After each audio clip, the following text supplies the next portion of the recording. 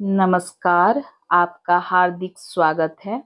आज हमारी चर्चा का विषय है राम भक्ति शाखा की प्रमुख प्रवृत्तियां या विशेषताएं।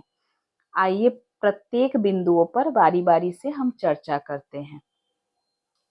पहला जो महत्वपूर्ण बिंदु है, ईश्वर के सगुण रूप राम की उपासना। इस धारा के रचनाकारों ने राम को विष्णु के अवतार के रूप में प्रतिपादित किया है। राम शील, सौंदर्य, शक्ति की प्रतिमूर्ति है।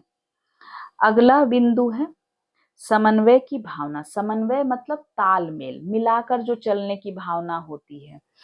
एकता स्थापित करना दो अंतर विरोधी धाराओं के बीच, उसका प्रयास इस धारा के कवियों ने किया है। इस धारा के कवियों ने सामाजिक हित को ध्यान में रखकर अंतर विरोधों को दूर करने के लिए और उनके बीच एकता स्थापित करने के लिए समन्वय की भावना पर विशेष बल दिया है। अगला जो महत्वपूर्ण बिंदु है वह यह है लोक कल्याण की भावना। राम भक्ति काव्य में लोक मंगल को वरीयता दी गई है, लोक मंगल को प्रधानता दी गई है।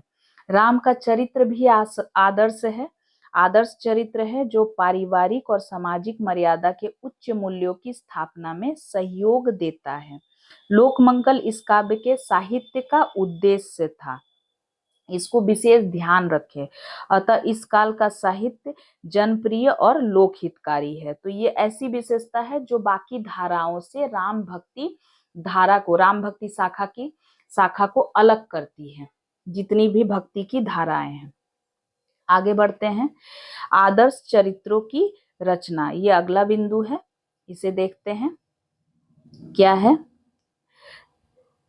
राम मर्यादा पुरुषोत्तम है जो एक उच्च चरित्र के प्रतिमान है।